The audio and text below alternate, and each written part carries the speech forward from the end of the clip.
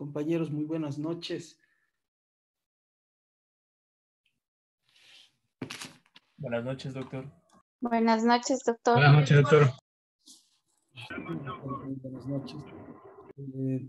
Bueno, hoy día vamos a comenzar puntual, buenas 8:03 minutos. Quiero ir ya puliendo ciertos detalles por cuanto esta es la penúltima clase, me parece. Es importante y he considerado de trascendencia el revisar varios procesos. Bueno, y eso me he dedicado el fin de semana y el día de hoy en la mañana, con la finalidad de poder analizar todo lo que hemos visto respecto a las diferentes circunstancias que se presentan en el tema de la litigación en juicio.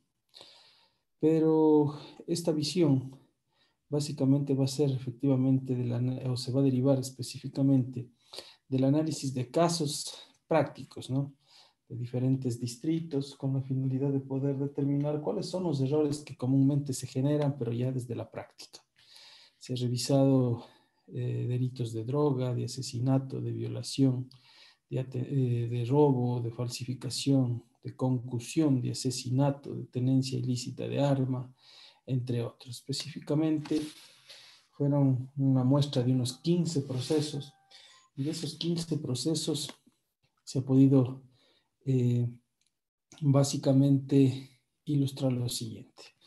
Vamos a hacer un análisis inicial respecto al análisis sobre la litigación oral que genera la Fiscalía en los casos prácticos. Específicamente, cuando nos referimos a la teoría del caso, el elemento fáctico.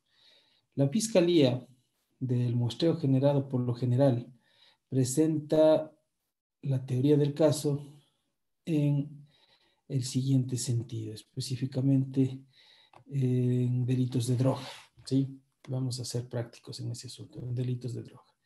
Por lo general, lo que hace la Fiscalía es un relato de los partes policiales y determina, por poner un ejemplo, transcrito una parte y se dice con fecha 3 de febrero del 2013, aproximadamente a las 16 horas, de circunstancia que agentes de la policía se encontraban en patrullaje por el sector Julano de Tal, diagonal a la tienda de la esquina de Don Rafa, han observado 3 individuos en actitud sospechosa, han procedido a identificarse como agentes de policía y han procedido a realizar un registro a cada uno de ellos, identificándose estas personas como a quienes no se les encontró ningún tipo de evidencia, no así el señor que dijo llamarse, a quien se le encontró una funda plástica en la bermuda que andaba puesto, una funda plástica color negro, conteniendo en su interior una sustancia vegetal verdosa, presumiblemente marihuana, razón por la cual, y por tratarse de un delito flagrante, se había procedido a su detención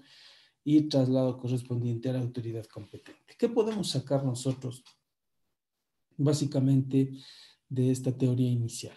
Que la Fiscalía narra el hecho fáctico basado exclusivamente en la información contenida en los partes policiales. Eso es una verdad cierta y que todos los que litigamos sabemos. Es necesario recalcar aquí que lo que se debería es reorganizar esta teoría del caso en base a las diligencias investigativas recabadas durante el elemento de instrucción fiscal y no basarse en partes policiales que incluso son meramente referenciales y no constituyen por sí solos elementos suficientes para ser valorados de manera directa. Sin embargo, es el sustento de la Fiscalía para iniciar la ponencia en el caso de drogas o para iniciar su alegato de apertura. En la instrucción fiscal se practicó el análisis químico de la sustancia incautada, lo cual permitió establecer que se trataba de marihuana. Eso es lo que comúnmente suelen manifestar, ¿no? Básicamente se ha discutido ya con todos ustedes respecto al hecho de que la Fiscalía no debe referirse a la prueba preliminar practicada por la policía, pues esa únicamente sirve para evitar errores o excesos de la policía. No se constituye como un elemento probatorio la determinación que efectivamente se trata de sustancia sujeta a fiscalización. Eso es un elemento importante. De igual manera, en los casos que se estableció, se determinó que la Fiscalía habló de peso neto, de peso bruto de droga, Sin embargo, en el caso específico que se analizó, se establece que esa droga, pues lógicamente en la instrucción, una vez calificada la flagrancia, en los 15 días subsiguientes se manda a destruir sin establecerse un peso neto. Y básicamente se encontró en el proceso que el peso neto era totalmente distinto, ¿no? Se decía 105 gramos de peso bruto y 47 gramos de peso neto. El peso neto de la droga constituye la información penalmente relevante en ese delito. Eso debemos tener sumamente claro. La lectura del parte policial evidencia la improvisación del fiscal, indiscutiblemente la falta de preparación en el caso concreto. No se puede confiar en la buena memoria. En el momento en que estamos en un asunto de litigación oral, no se puede confiar en la improvisación. La teoría del caso debe ser preparada con anterioridad. Eso es fundamental y ahí radica el éxito de la litigación. Debe ser reformulada, reorganizada, pulida cuantas veces sea necesario, según así lo exijan los elementos de prueba que sucesivamente se vayan obteniendo.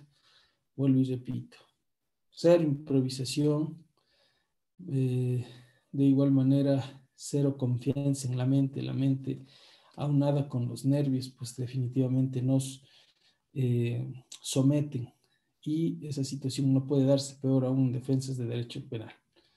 De igual manera, cuando los fiscales presentan su teoría del caso de la revisión de estos procesos, mencionan una serie de detalles penalmente irrelevantes, los cuales se transforman en proposiciones fácticas que no cumplen con el objeto de satisfacción respecto a los elementos del tipo penal. Por ejemplo, afirman que el procesado estaba vestido de tal o cual manera, que la policía se encontraba patrullando a una hora específica, tratándose de un delito de violación sexual. Afirman que el procesado también vende droga y porta armas. Es decir, de este estudio se puede evidenciar que la preparación fiscal respecto a la participación en las audiencias de juzgamiento es absolutamente nula, ¿no? Los fiscales no revisan el proceso, es la conclusión definitiva a la que he llegado del muestreo correspondiente. Ahora, respecto al elemento jurídico, la Fiscalía solo en un 60% de los casos analizados se ha determinado que señale el tipo penal aplicable al caso que se acusa, ¿sí? De lo contrario, no lo hacen. Y esto es una situación muy grave, ya que ¿de qué me defiendo? Por lo general, en los casos de delito de droga no lo hacen nunca, nunca.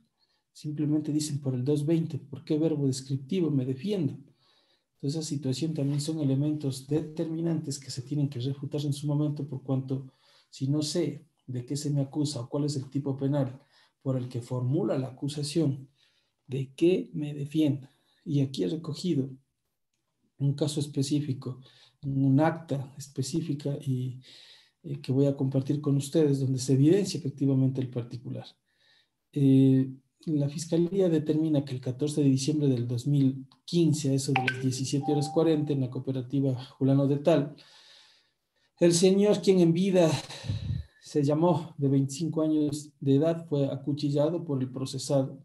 Esto lo aseguran testigos que estuvieron en el lugar. Asimismo, este señor fue trasladado hasta el hospital Gustavo Domínguez, fallece el 15 de diciembre del 2015 a las 9:30, pero antes de fallecer, le indica a su madre y otras personas que el responsable de las lesiones hasta ese entonces, que estaba con vida, le había ocasionado el ahora procesado, refiere. Que con los testimonios que ustedes van a escuchar, la Fiscalía va a demostrar la responsabilidad del procesado. Asimismo, se indica que hay un testimonio urgente que se ha receptado, quien no ha comparecido a esta audiencia, pero que al momento oportuno se escuchará el testimonio del referido ciudadano. Ese es el argumento dentro del acta correspondiente. ¿Cómo se puede observar o cómo se puede básicamente percibir? La Fiscalía no menciona el tipo penal que pretende probar en la audiencia de juicio. Habla sobre un fallecimiento, pero no puntualiza el tipo penal específico que pretende demostrar. Lógicamente, aquí en estos eventos lo que se tiene que discutir, o lo que se tiene que criticar, básicamente es de que se trata de un asesinato, se trata de un homicidio, porque en los dos casos pues se da muerte, ¿no?, a otra persona. Pero lógicamente el asesinato tiene caracterizaciones específicas. Pero si dice únicamente el fallecimiento de una persona, ¿de qué me defiendo? de asesinato, de homicidio. Si es que en los casos de droga no identifica el verbo descriptivo, de igual manera se genera indefensión. Debemos entender básicamente que el transporte de sustancias sujetas a fiscalización, así como la tenencia o posesión de sustancias sujetas a fiscalización, tiene caracterizaciones diferentes, tiene connotaciones diferentes, y las acepciones en cuanto a las reglas que constituye cada uno de estos verbos descriptivos, así comparezcan o concurren dentro de un solo tipo penal, son totalmente distintas. Como por ejemplo, si nosotros hablamos de transporte de sustancias sujetas a fiscalización, ¿qué se debe probar? Se debe probar la existencia de la droga, que la droga estaba siendo transportada sin autorización en un vehículo con trasfondo. Se debe justificar la calidad por la que se acusa o la que intervino básicamente la persona, es decir, como intermediario, por cuanto la droga no le pertenece en el tema de transporte de sustancias sujetas a fiscalización. Y si es que no se justifica esta calidad de intermediario, no se puede hablar de que se ha justificado este verbo descriptivo. Eso lo dice la jurisprudencia de la Corte Nacional. A diferencia de la tenencia o posesión, específicamente la tenencia, ¿qué se debe justificar? La existencia de la droga, que esté ubicada en maletas, valijas, o demás bienes de propiedad de la persona que está en este caso siendo procesada, y que la droga le pertenece. Esa es la consideración diferente, que la droga le pertenece.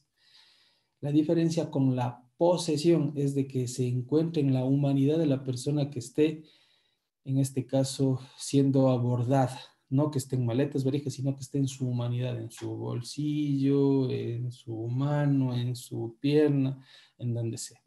Entonces, por esa razón, es importantísimo que se determine pues, cuál es el verbo descriptivo por el que se acusa, ya que, como brevemente estoy refiriendo, las connotaciones son totalmente distintas, y en unos casos tendré que justificar una cosa y en otros otra. Pero lastimosamente a veces, por no poder identificar estas cosas conforme les estoy razonando, dejamos que los fiscales generen acusaciones, y al final, ya cuando se evacúa la prueba, viene a decir que se le acusa por transporte, cuando tal vez yo me estaba defendiendo de tenencia. Entonces, son situaciones bastante cuestionables. Ahora, vamos a referirnos a los elementos subjetivos del tipo penal. Los fiscales nunca se refieren a los elementos subjetivos del tipo. Por ejemplo, tratándose de delito de robo o de hurto, que es lo más sencillo, no mencionan ni prueban el ánimo de apropiación, tampoco se refieren al conocimiento, a la voluntad como elementos integrantes del dolo.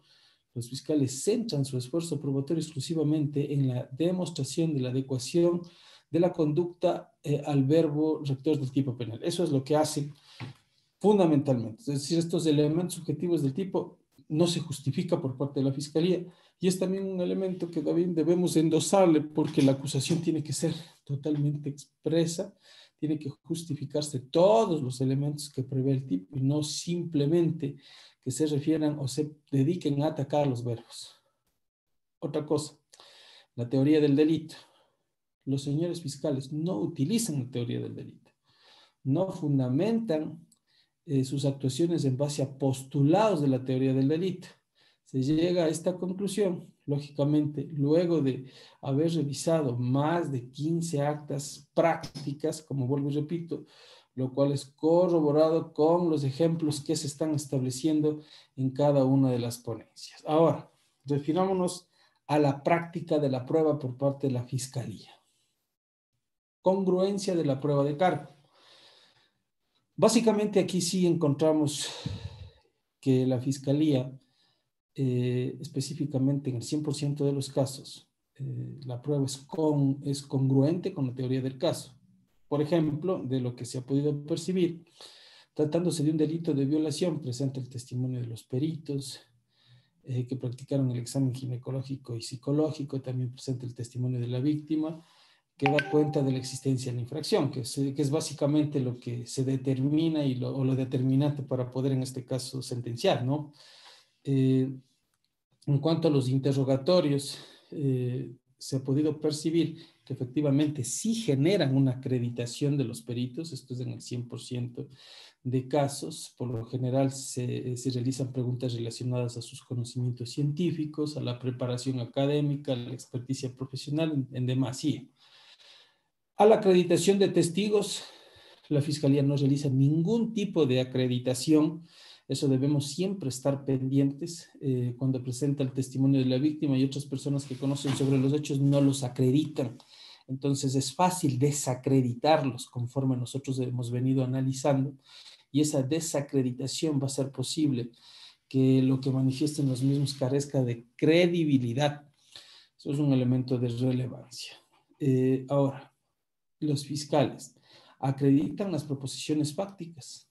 Podría decirse que en el 75% de los casos que se procedió a analizar, la Fiscalía efectivamente demuestra su proposición fáctica.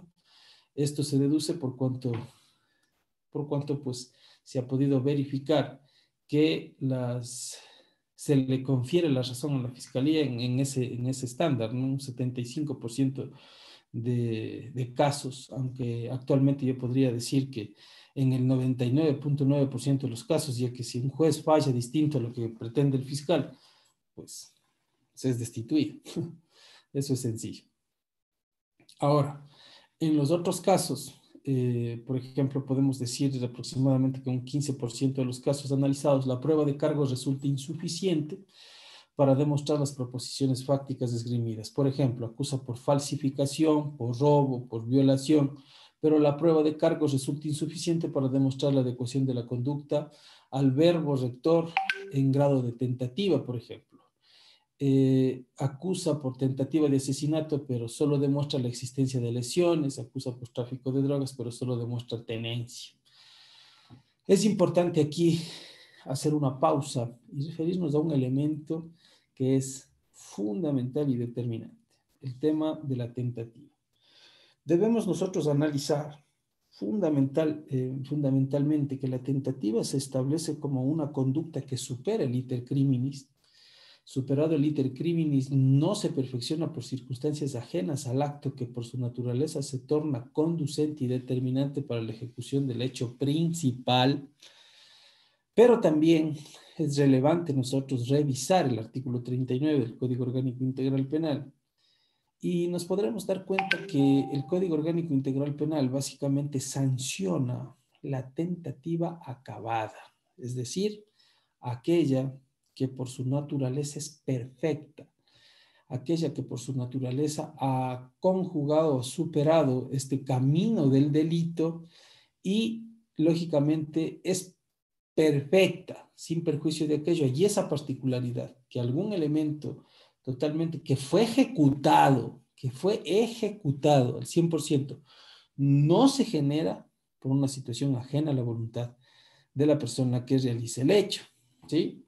En virtud de aquello, queda totalmente claro que la tentativa inacabada no se constituye como un elemento suficiente para efectos de poder ser sancionado o ser considerado punible. ¿Qué quiere decir esta tentativa inacabada? Es decir, aquel acto que por su naturaleza inicia de manera efectiva, pero que posteriormente se generan situaciones que por no haberse ejecutado o haberse ejecutado de manera incipiente no son suficientes para superar este iter criminis, y por tal razón jamás iban a considerarse, o por lo menos por amplificación, a lesionar este bien jurídico protegido. Esta circunstancia no puede ser sancionada.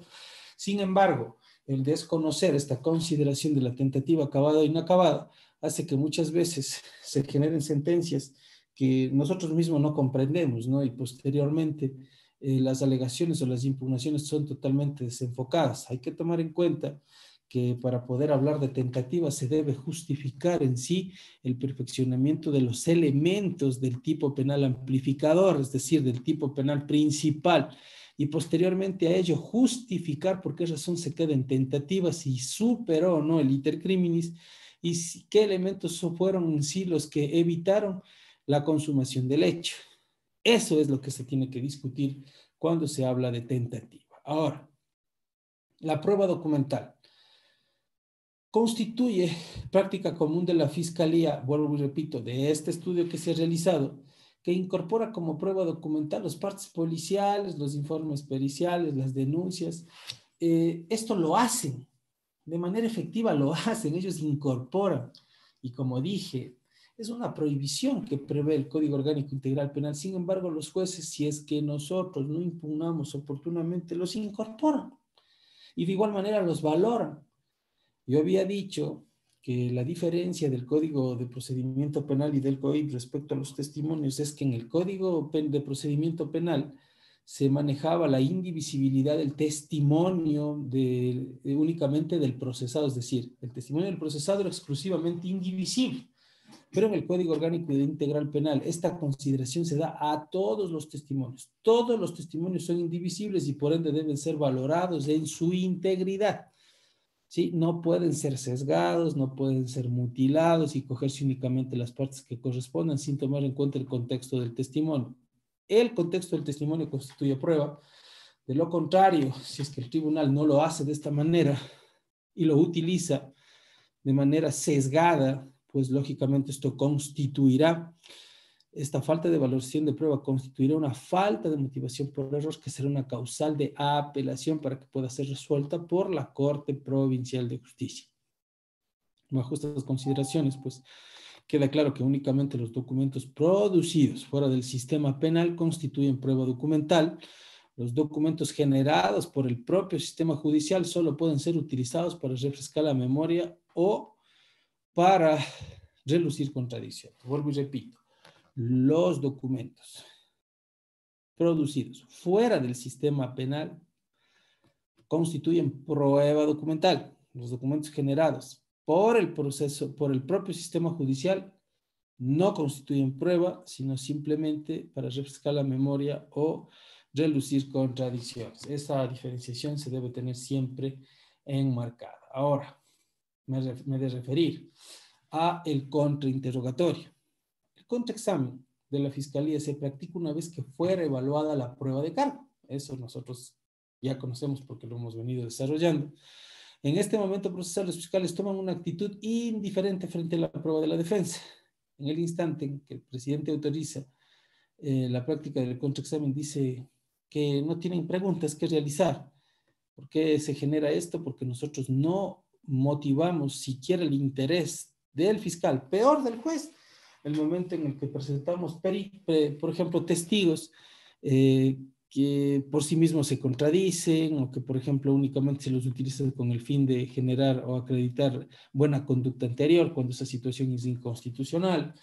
En virtud de aquello, nosotros debemos presentar testigos exclusivamente cuando sea necesario y cuando se determine en base al análisis técnico del abogado que con el contrainterrogatorio y el contrainterrogatorio indirecto o el interrogatorio indirecto no es suficiente para tal vez atacar o destruir la tesis fiscal. Presentar un testigo de nuestra parte es muchas veces muy peligroso, ya que el mismo puede generar información que no nos es o no nos puede ser favorable. Ahora, respecto al alegato final, aquí se pudo establecer que en el 100% de los alegatos presentados por la Fiscalía se realizaron de forma imperfecta, desorganizada, no se generó un sistema temático cronológico, sino básicamente se fundamentan en dos premisas, que es la materialidad y la responsabilidad. Eso es el alegato final de la Fiscalía y por esa razón nosotros tranquilamente podemos destruir su argumento siempre y cuando tengamos en cuenta esta consideración. Los señores fiscales afirman que demostraron la materialidad de la infracción con los testimonios de tal o cual persona y que demostraron la responsabilidad con los testimonios de tal y cual persona. Eso es lo único que se dedican o se centran en alegar los fiscales, pero no realizan en sí un sistema organizado de lo que han probado dentro del proceso. Esto es, vuelvo y digo, en el 100%, en el 100% de los procesos revisados ocurre aquello. Sin embargo, nosotros nos dedicamos a atacar otras cosas que en realidad se vuelven en este caso intrascendentes y no nos dedicamos a atacar esta falta de organización o fundamentación en cuanto a su alegato de clausura, Por tal razón, si es que no presenta un buen alegato de clausura, ¿cuál es la conclusión a la que puede llegar el tribunal? Eso es lo que puedo manifestar en base a las consideraciones que se han podido revisar desde la práctica a lo que hemos venido analizando. Ahora, también se ha realizado un análisis sobre la litigación oral en cuanto a la defensa. ¿Y qué hemos encontrado? Que en el caso de en la teoría del caso, el elemento fáctico, es decir, la narración del hecho fáctico presentado por la defensa es sumamente diverso. Sin embargo, se establecen o se transcriben básicamente ciertos alegatos que por lo general los presentan o vemos que los presentan, en este caso, las defensas técnicas. Por ejemplo, en un caso específico se dice es un acta de audiencia de juicio de tribunal penal, un delito sexual. Se dice como alegato de apertura lo siguiente: en representación de mi cliente se ha comenzado rechazando la infundada acusación que se ha presentado en contra de mi defendido del delito de tentativa de violación, cuando en verdad no se ha originado esta situación. Rechazo esta situación, mi cliente está injustamente detenido, por lo que durante la audiencia demostraré esta situación. Ese es el alegato que se ha podido percibir y uno de los más cuestionables, por cuanto encontramos en este caso una argumentación innecesaria dentro de un alegato inicial. Es decir, nosotros ya decimos lo que es, lo que no es, sin haber probado absolutamente nada. Por esa razón se dice que no cabe la argumentación dentro del alegato inicial, y siempre debe en este caso estructurarse de manera adecuada, toda vez que si no se lo hace caemos en este tipo de vaguedades, digamos, de ridículos. En este ejemplo propuesto se observa la deficiente forma de presentar la teoría del caso. Esta es básicamente la apreciación. Se genera un esforzamiento para entenderlo, la forma en la que se alega, pero sin embargo, existe un total desconocimiento de la categoría dogmática de acta. ¿Sí? Eso es lo que está ocurriendo en este tipo de alegatos de apertura. Ahora, tenemos también otro alegato de apertura por parte de la defensa, que se establece o se plasma de la siguiente manera. Se dice: el artículo 76, numeral 2 de la Constitución, establece que se presumirá la inocencia de toda persona y será tratada como tal, mientras no se declare su culpabilidad. Bajo esta consideración, esta pasiva corresponde a la Fiscalía justificar lo que manifiesta. En este ejemplo, propuesto por la defensa, ofrece demostrar la inocencia de su defendido. ¿Sí? Básicamente, hace referencia al 76, número 2. Tratemos, por favor, de verificar los micrófonos, por favor. Estamos apagados.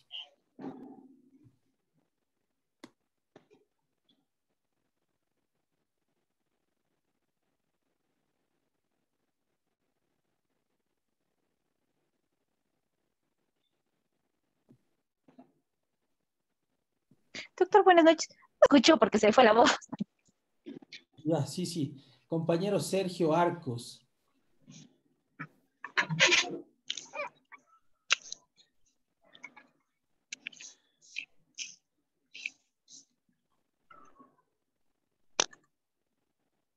Recording in progress.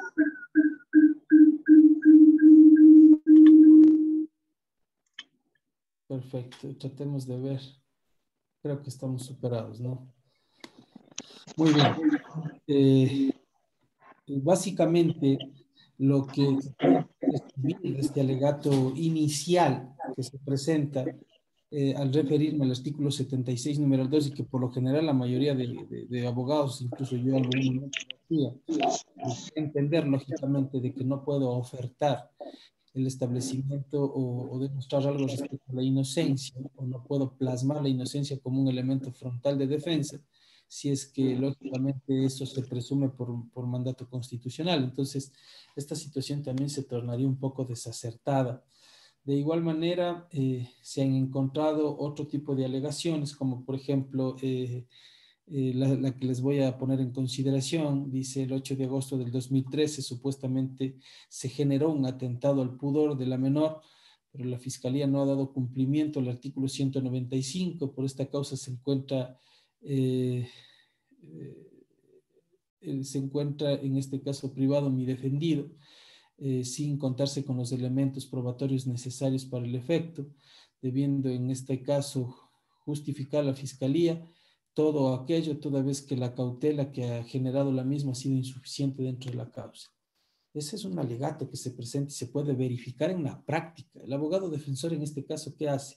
No presenta proposiciones fácticas, no se refiere al tipo penal y sus elementos, no menciona ningún elemento negativo de la teoría del delito, se refiere al 195 de la Constitución, que trata sobre las atribuciones fiscales, pero nada más, ¿sí? Son este tipo de circunstancias los que ubican básicamente en que la fiscalía litiga sola, porque nosotros básicamente, fundamentalmente no generamos ninguna propuesta o ninguna oferta de lo que vamos a hacer dentro del juicio, y por ende a los jueces les es intrascendente escucharnos, ¿sí? Entonces debemos ser muy cuidadosos en esta teoría inicial.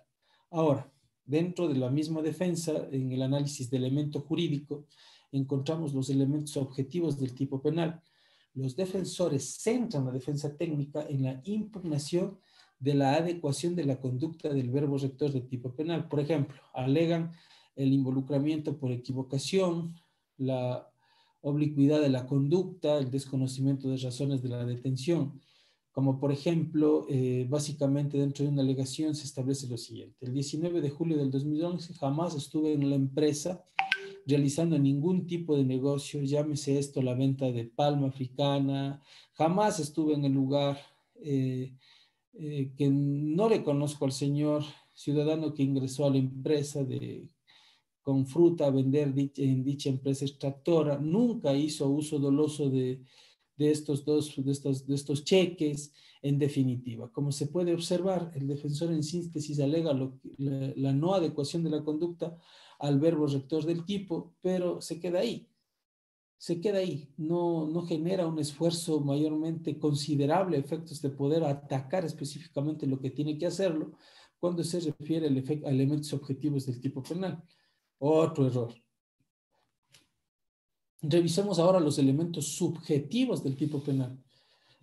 Los defensores generalmente se refieren de forma tácita a los elementos subjetivos del tipo penal. Esto se infiere por cuanto en su teoría del caso alegan que, por ejemplo, su defendido desconocía sobre la existencia de la droga en casos de droga, que su defendido fue engañado por una tercera persona.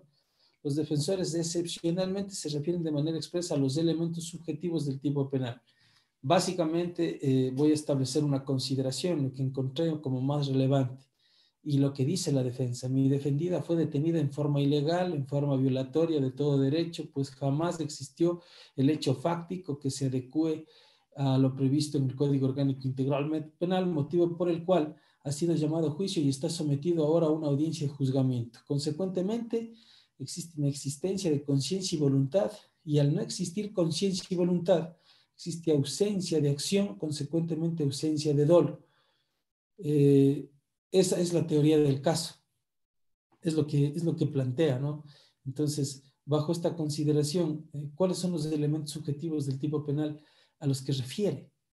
No se hace referencia, y esto es común, ¿no? Porque en estas 15 actas a las que les hago referencia, las alegaciones son similares.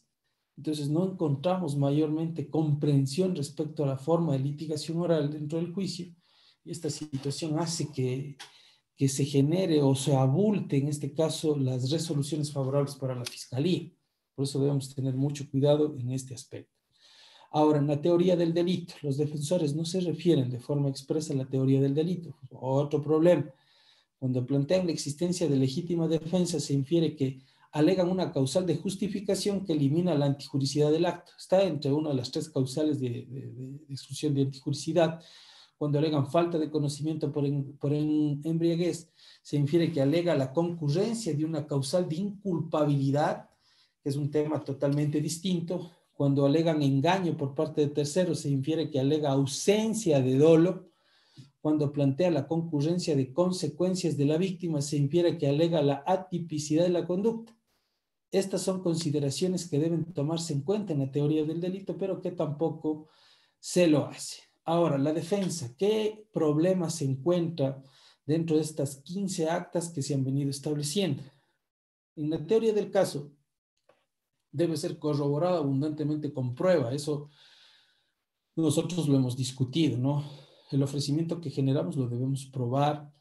Sin embargo, en ocasiones se evidencia contradicciones entre la teoría del caso y la prueba aportada por los defensores, como por ejemplo, lo que se pudo evidenciar en un caso específico. En la teoría del caso, la defensa establece lo siguiente: mi defendido trabaja para la señora Julana de Tal, el mismo que tenía la obligación de trasladar una mercadería desde Guayaquil hacia la ciudad de Quito, por lo que al llegar a Santo Domingo, algunos individuos le hicieron detener la marcha, obligándole a entregar el automotor. Ha mencionado no estar involucrado, relatando lo sucedido. En el testimonio del procesado, que se establece lógicamente como un medio de defensa, el procesado dice: en honor a la verdad, el señor está mintiendo, diciendo que yo estaba manejando el carro al llegar a la finca. Sí estuve involucrado, no sé cómo me mezclé, pido disculpas a la señora. Y el defensor no pregunta y la fiscalía dice: ¿usted dice que ha estado involucrado? Responde: sí. ¿Transportó los bienes hasta la finca donde le dejaron encargado? Responde: no. A mí me dejaron amarrado, me dijeron que me iban a dar algo una vez que se venda la mercadería. Pido mil disculpas. Entonces, frente a estas circunstancias, ¿qué resultado podemos tener, no? El defensor público aquí lo que hace es que la teoría del caso que aseguró iba a sostener, la destruye él mismo. La destruye él mismo, ¿sí? Entonces, por eso se dice que la teoría del caso debe ser concatenante con la prueba. La prueba tiene que centrarse en justificar lo que ofrezco, probar nada más. Bueno, en los interrogatorios, efectivamente, sí se genera un acto de acreditación pericial. En los testigos también, las defensas acreditan sus testigos, eso lógicamente porque es importante. Pero también se encuentra un tema importante: en la acreditación de proposiciones fácticas tampoco lo hacen, ¿no? 0% de los casos que se patrocina presentan prueba que corrobora sus afirmaciones fácticas. Esto es un gran problema, por cierto, pero que es latente y evidente. Otra cosa, la prueba que se genera es totalmente débil, muchas veces inconducente. Es totalmente otra debilidad fuerte. La demostración de atenuantes es nula. No se sabe manejar el tema de atenuantes, peor aún la trascendental. Por ejemplo, en la revisión de estos casos se alega la existencia de atenuante trascendental existiendo un agravante. Entonces, esa situación también hace que incluso sea llamado la atención. La prueba documental, de igual manera, existe una confusión. No se tiene claro que únicamente los documentos producidos fuera del proceso son prueba documental y no se los acredita tampoco, no se los introduce de manera adecuada. Respecto al contrainterrogatorio, efectivamente, en cuanto a la demostración de proposiciones fácticas, los defensores utilizan el contraexamen para indagar detalles sobre hechos y circunstancias particulares. No utilizan preguntas sugestivas, como se establece un elemento fuerte para poder, en este caso, vincular la información que nosotros queremos. No utilizan preguntas de transición, no utilizan preguntas finales, preguntas introductorias. En el caso de los peritos, no generan preguntas, en este caso, de opinión, sino simplemente se van a circunstancias totalmente generales, puntuales, o únicamente preguntas, ni siquiera cerradas, sino preguntas orientadas a probar algo en concreto, que en sí no va a abordar mucho en cuanto a la importancia que se requiere respecto a la situación de importancia que se debe probar, ¿no? Básicamente en el alegato final que se ha podido percibir, que en el 20% de los casos analizados, los abogados defensores, todos públicos como privados, presentan argumentos jurídicos obtenidos de la prueba practicada en el juicio. Eso sí se lo hacen en el 80% de los casos. Los abogados defensores no presentan estas argumentaciones. Lo hacen de igual manera, de una manera desordenada. No existe una articulación adecuada, una cronología fundamental que de igual manera puede generar, y de hecho genera una confusión en el administrador de justicia, y esta situación lo que hace es simplemente que se le dé la razón a la fiscalía, ya que no hay quien defienda. Cabe reiterar que el inobservar todas estas cosas que nosotros hemos podido ir estudiando a lo largo de este diplomado, nos lleva a esto, ¿no? A perder el caso. No es que muchas de las cosas, muchas de las veces el juez no comprenda lo que estamos diciendo, sino que lo decimos mal, y quien menos mal lo diga, le creen. En este caso preferible le doy el caso de fiscalía, ya que no existe una tesis sostenible o suficientemente válida que pueda en este caso enervar la acusación fiscal. Y es lo que, en resumen, provoca los fallos en contra. Eso es lo que puedo aportar el día de hoy. Ojalá sea de interés. Es una situación totalmente práctica, es un análisis totalmente esbozado respecto a lo que ocurre realmente dentro de la litigación oral, y que nos debe dejar un precedente para nosotros poder, en este caso, tomar con mayor seriedad el tema de defender a personas en materia penal, ya que únicamente esto va a evitar que la cárcel o las cárceles estén llenas de personas, podemos decir de cierta manera, ¿no? De personas inocentes. Eso es, compañeros. Hasta ahí la ponencia, y pongo en consideración de ustedes cualquier tipo de comentario, sería más que preguntas, respecto a esta situación. En consideración de ustedes.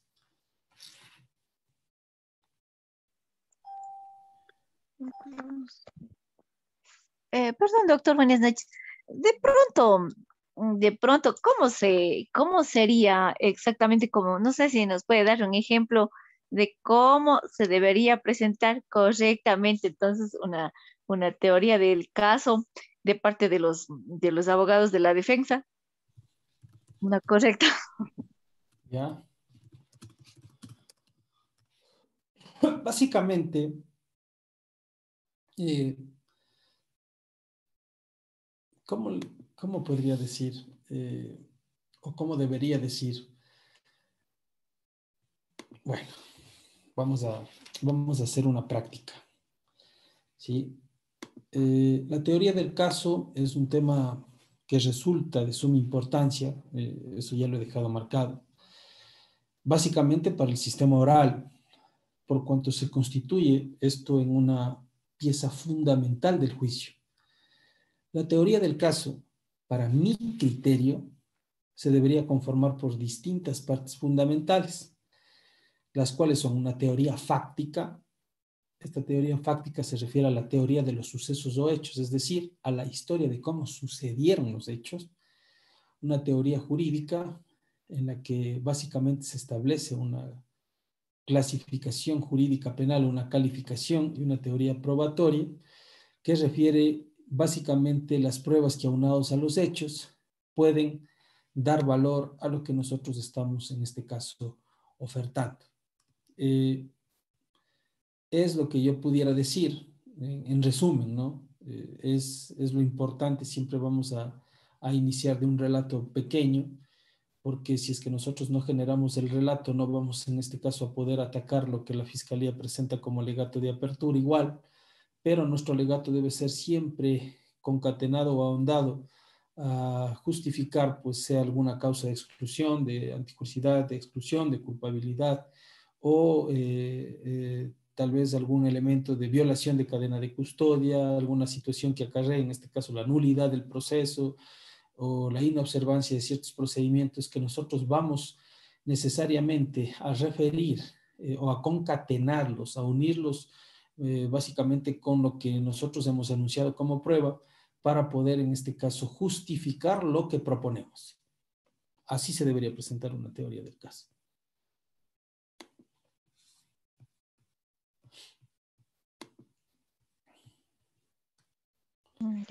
Gracias, doctor.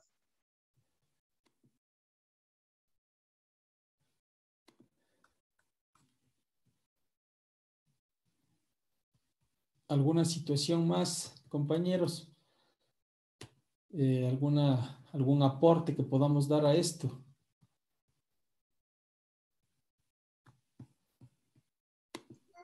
Hola, buenas noches, querido doctor. Distinguido doctor. ¿Cómo está? Tengo una consulta más bien.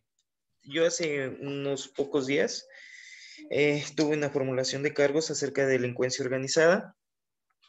Perdón, sí, una formulación de cargos donde la persona que contrató nuestros servicios nos manifiesta que el abogado anterior no había presentado dentro del proceso, no había despachado nada en contra de su defensa.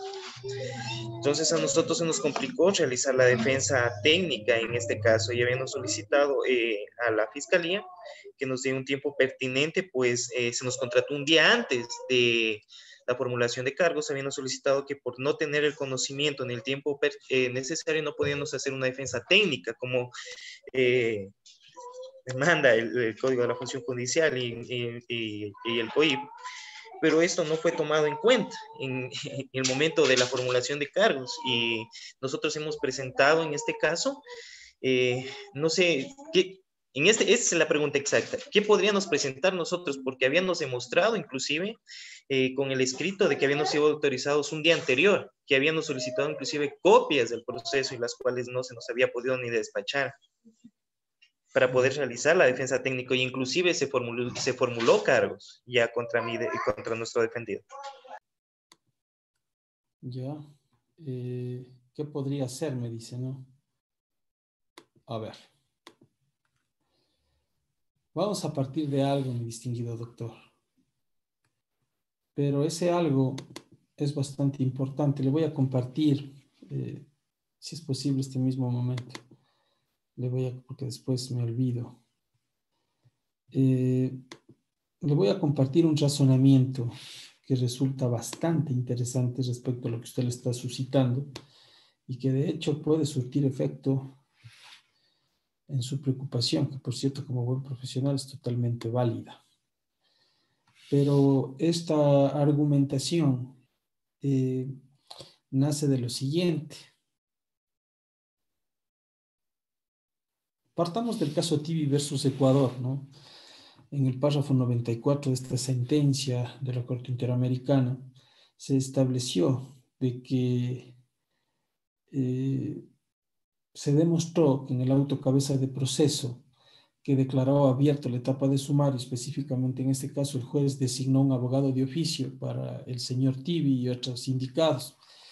Ese abogado no visitó a la víctima, no estuvo en contacto definitivo para poder establecer una defensa y por esa razón el Ecuador fue sancionado. La Corte Interamericana, de igual manera en el caso Ruano Torres y otros versus El Salvador, se refiere al tema o a la temática específica de lo que usted refiere. Es decir, se identificaron o se identifican de manera concatenada cuando procede la anulación de un proceso.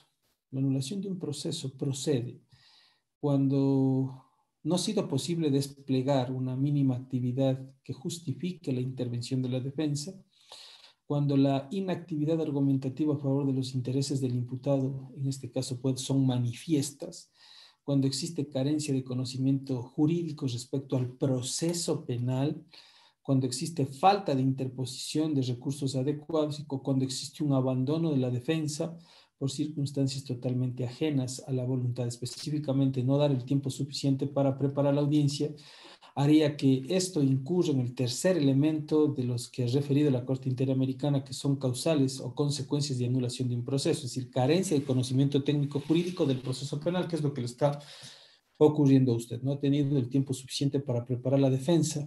En virtud de aquello, ¿cómo puede usted menguar cualquier circunstancia que pueda ir en detrimento del interés de su defendido? Básicamente en la situación jurídica, porque sabemos que la formulación de cargos no es el inicio de un proceso penal, sino simplemente, no es el inicio o no se genera como una acusación propiamente dicha, sino es simplemente el inicio de un proceso penal, pero al iniciar un proceso penal es justamente cuando el sistema procesal ecuatoriano penal faculta la obligación, en este caso del fiscal, de poder pedir o afectar la situación jurídica para garantizar la continuidad del proceso y por eso se dicta prisión preventiva.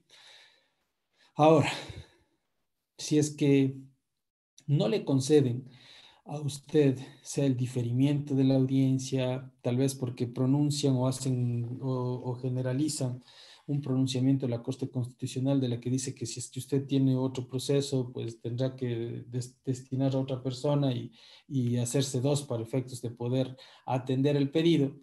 Le he de decir que existen sentencias ya emitidas, o resoluciones, perdón, emitidas por tribunales de justicia en el Ecuador específicamente, en un caso penal signado con el número, perdón, signado con el número 09286-2015-01090G, en donde ya se declaró la nulidad por violación justamente al debido proceso, con énfasis en derecho a la defensa, y la designación o acreditación de un defensor público cuando el defensor particular alegó lo que usted está diciendo y no le dieron paso. ¿Sí? Y esto fue ratificado por una Corte Superior y posteriormente objeto de revisión o de selección de la Corte Constitucional al respecto. En resumen, mi distinguido doctor, le voy a remitir en este momento un modelo de escrito que yo manejo para el tema de pedir justamente esta consideración y que en el 99% de los casos me ha sido favorable porque el argumento es bastante sólido, ¿sí? Entonces le voy a compartir, doctor, puede ser que le sirva de algo. Doctor, buenas noches. Si fuera posible para todos los compañeros poder tener ese modelo. En otra ocasión también nos refirió con respecto a eso, pero no nos ha hecho llegar todavía. Les voy a compartir a todos en este mismo momento. Creo que estamos. Sí, bueno, son argumentaciones, ¿no? Básicamente el contenido jurídico es el que les puede servir, considero. No estoy con la certeza, pero dependiendo del caso. Les mando incluso en Word para que puedan modificarlo sin ningún problema. Está ya en el chat, ¿no? Eso, mi distinguido doctor.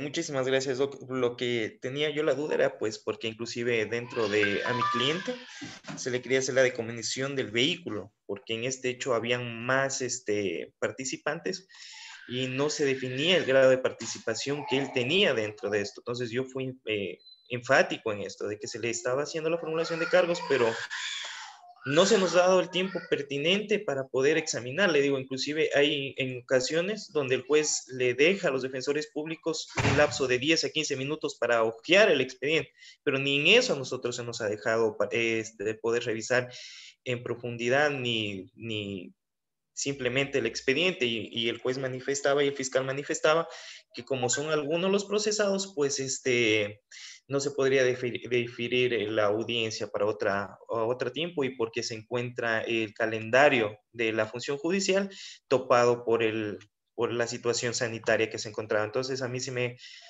molestó de sobremanera y sí está preocupado por esta situación. Y muchas gracias por la salida y la alternativa que usted nos da, pues había estado investigando un poco y le agradezco por el aporte que nos da, ¿no?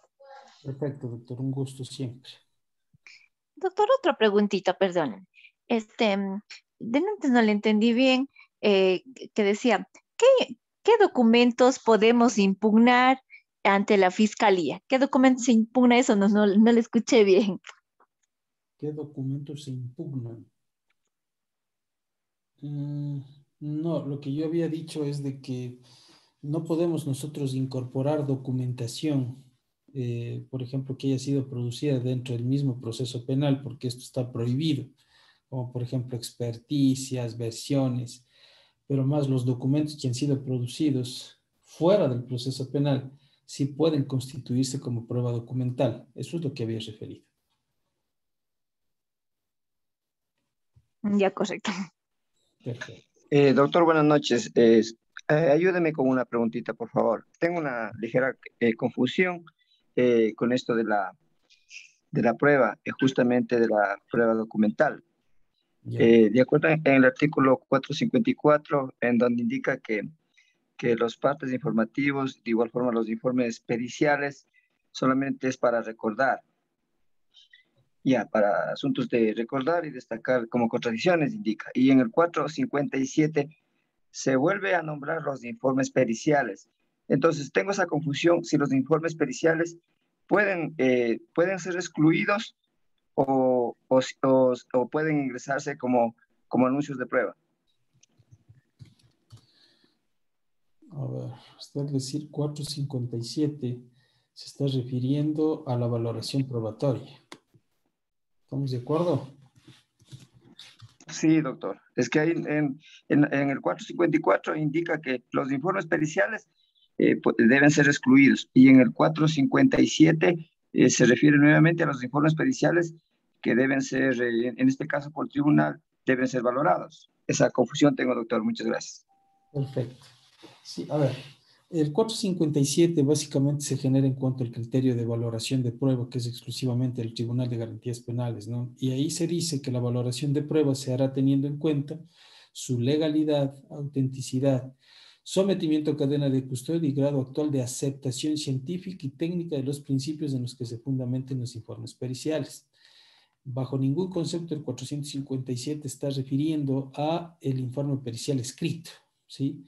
Hemos de entender que por presunción lógica de derecho, que si es que dice que para valorar un testimonio, un informe pericial, se deberán tomar en cuenta la aceptación científica y técnica actual de los principios que fundamentan el informe pericial, hemos de entender que se refiere pues al testimonio del perito dentro de la audiencia de juzgamiento. Concatenante con la duda que usted tiene, esto tiene mayor fuerza, lo que le digo, por cuanto en el 454, numeral 6, inciso final del Código Orgánico Integral Penal se refiere, en cambio, que es prohibido ser valorado como prueba, como prueba documental este peritaje porque el documento no sustituye bajo ningún término o ninguna condición al testimonio. Pues no hay una contradicción, más bien el 454 lo que hace es fortalecer lo que establece el 457, pero el 457 se refiere al testimonio de los peritos. Eso, mi distinguido doctor. Gracias, doctor.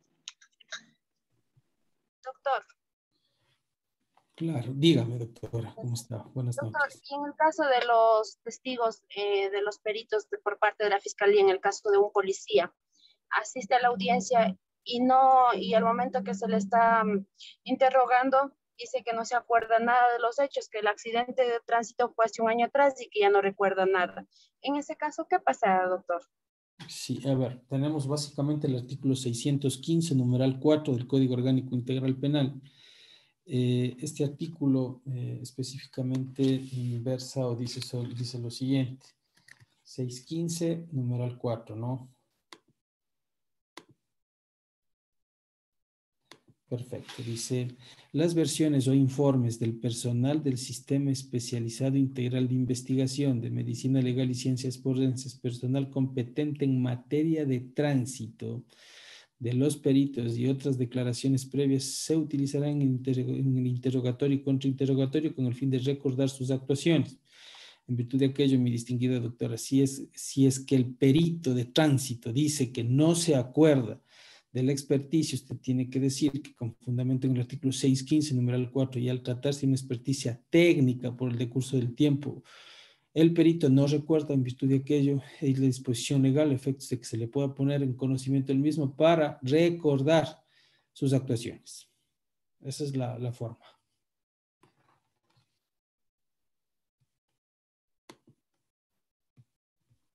Gracias, doctor. ¿Puedo hacer otra pregunta, doctor? Claro que sí, dígame. Doctor, en una diligencia, en una reconstrucción de los hechos, se establece día y hora, pero resulta que a la hora establecida no llegan los peritos. Una hora más tarde, que ya nos retiramos las partes, llegan 10 minutos después los peritos y realizan esta diligencia. ¿Es legal o ilegal esta pericia? ¿Se la debe incorporar al proceso o no, doctor? La respuesta es concreta, ¿no? Nosotros tenemos como norma supletoria el COGEP. Ahí dice hora en punto. Si dijo a las 10, debe ser a las 10. Si es que están 10:01, la pericia específicamente no serviría. Para eso existe la comparecencia de las partes y la celebración del acto correspondiente. Correspondería en ese caso señalar un nuevo día y hora, pero la Fiscalía actualmente utiliza una actitud mañosa, diría yo, sin lugar a equivocarme, mañosa, porque cogen y dicen, o en los impulsos fiscales cogen y dicen, diligencia que se practicará a partir de las 10 de la mañana. Y ese a partir de las 10 de la mañana quiere decir que se puede dar a cualquier hora. Nadie impugna, es un tema totalmente arbitrario, totalmente deslegitimado por cuanto limita el derecho a la defensa, y tampoco un abogado puede estar al trabajo, tampoco un abogado puede estar por ese tipo de providencias parado 5 horas ahí hasta que lleguen los peritos. Pero sin embargo, esta es una forma que es validada por el sistema procesal y estamos fregados. Si es que en el impulso fiscal dijo a las 10 de la mañana, la diligencia no sirve porque está fuera de la hora y sin la participación de los sujetos procesales, adolecería de legalidad. Pero si es que decía a partir de las 10 de la mañana, la diligencia vale, por cuanto usted tiene la obligación de esperar ahí hasta ver si van o no a llegar los agentes de policía. Esa es la respuesta, doctor. Doctor, en este caso, ¿qué tiempo se puede esperar? O sea, el tiempo que se demoren los peritos en llegar. Por ejemplo, nosotros esperamos yo esperé 1 hora y en la hora pues me retiré y resulta que 10 minutos más tarde llegan los peritos. No hay tiempo definido cuando dice la palabra a partir. No hay tiempo definido, tienen que ponerse de acuerdo todos, doctor. Tienen que ponerse de acuerdo todos. Ya, doctor, muchas gracias, muy amable. Perfecto. Listo, compañeros, creo que hasta ahí estamos, ¿no? Ojalá haya sido de importancia esta información. Lo poco que les puedo aportar, les estoy mandando en este momento al grupo y culminaríamos mis intervenciones el día de mañana con la última clase. Entonces, mis distinguidos doctores, ha sido un gusto el día de hoy, que tengan una buena noche, ¿no? Muchísimas gracias, doctor. Doctor, muchas gracias. Doctor, hasta mañana, compañeros. Gracias, doctor. Hasta mañana con todos. Hasta mañana, compañeros. Hasta mañana, doctor. Hasta mañana, doctor. Hasta mañana, compañeros. Gracias. Hasta mañana, gracias, doctor. Gracias, doctor. Hasta mañana. Hasta mañana, gracias. Gracias, doctor. Hasta mañana. Hola, doctor.